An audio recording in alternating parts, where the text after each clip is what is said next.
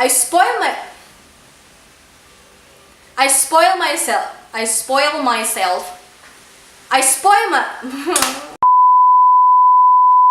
Hi guys, this is Margot and welcome to my vlog series. This is going to come off a bit more personal than the previous videos because I feel like this is an issue everyone has dealt with or is dealing with, especially if you guys are readers already. And it's the last video, so another tips and tricks video for you guys. Over the past 6 years, I've been having such a hard time trying to read books that I actually like reading.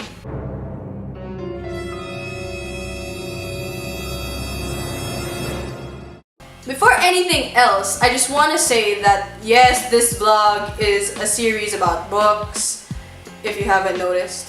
And I know it would be so ironic of me to talk about not reading in a series about reading. But we will always have these moments where we just one day give up and realize that your actions are futile and your eyes get more tired the more words you read. And I have to be honest, a significant part of why I stopped reading is because of how hectic university has gotten and how my attention span got shorter and shorter because of my phone. Like, there are times that I really want to start reading, so I try to pick up my book and then I open it, but after a sentence or two, my whole mind gets sidetracked. The next thing I know, I'm on Facebook looking at memes until I forget that I was reading in the first place. It's a tragic cycle, I know, and I can't get out of it.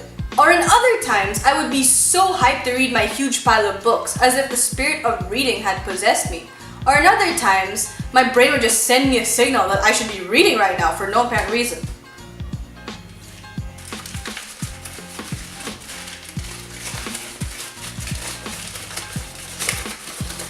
I should be reading right now. Yeah, I should be reading right now. I should be reading right now, but for some reason the universe just won't allow me to read because somebody suddenly chats up with me for no apparent reason, or my family arbitrarily decides to go out for the day. Again, it's a tragic cycle and I can't get out of it. Believe me, I'm not exaggerating when I say that I used to read around 3 books a day. And those are just library books. I still have another bookshelf.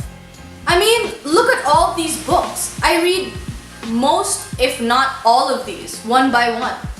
Plus library books. So you can imagine what I used to do in my free time and what's stored in my brain.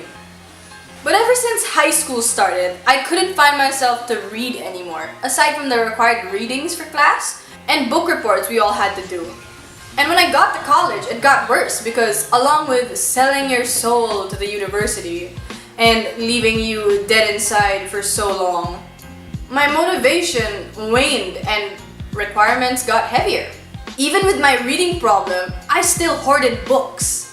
You know how you happen to pass by a bookstore and you browse through books, so you stay a while, and then after some time, you decide to buy some books, maybe 1, maybe 2, because they just look so clean and the aesthetic is nice.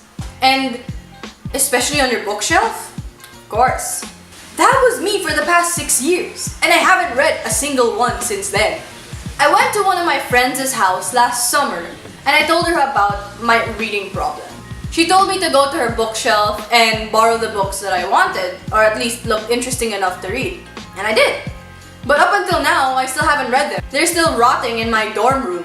Fortunately though, last December, I was able to find that drive for reading again because one of my friends gave me Norwegian wood for my birthday.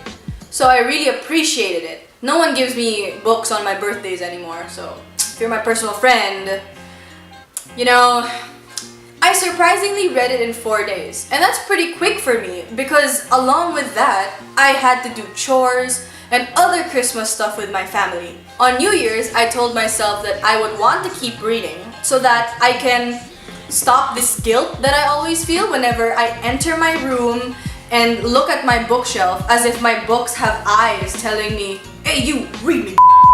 I'm working on it, and I'm glad to say that my reading habits are coming back.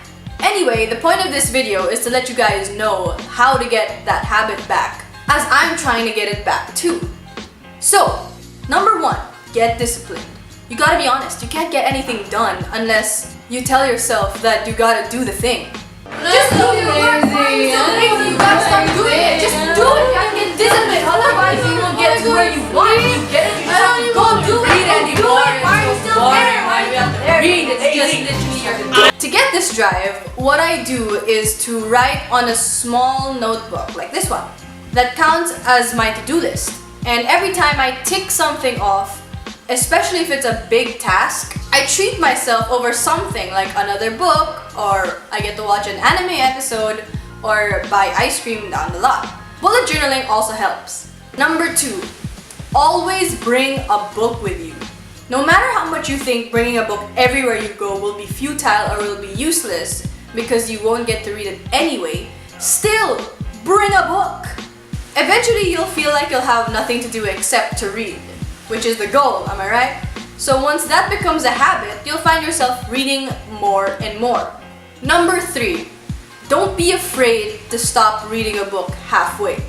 Okay, I feel like this is a very personal tip for me because I'm the type of person who gets guilty whenever I stop midway and never continue the book ever again. It's like not finishing your food, I guess, but it also brings me to the thought that, oh god, I didn't finish the book, so the characters are still waiting for me there, you know?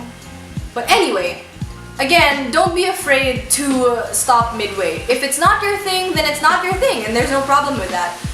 Additionally, go to the bookstore and buy all the genres you can think of. At least one book from every genre that you can think of. Because then you'd know what your specific genre is. Honestly, before all of this, when I was around 12 years old, 14 years old, I used to be so in love with young adult fiction like John Green's books or Percy Jackson. But as soon as I got older, I realized that I stopped reading them. Whenever I buy books that are under the young adult section, I don't really enjoy them as much. For example, okay, not to be mean to anyone, but I personally thought Fangirl by Rainbow Rowell was so sappy. And the book was written well, objectively, but it's not for me. So I guess as you age or as you get exposed to more things out there in the world, maybe your genre shifts. That's why I have young adult, I have political books, I have classic novels, I have Filipino fiction. I have a lot of genres in my library. I even have textbooks on biology, even though I'm not a bio major. I have 2 books about Hitler, if that doesn't surprise you. I even have Japanese books, as in there are books written in Japanese and I don't understand them. I don't know why I have them, I just want them there. And that's my way of keeping myself wanting to read. If you like this video, please give it a thumbs up, and if you want to talk more about it, you can add me on my social media accounts or leave a comment down below. And I will see you guys soon!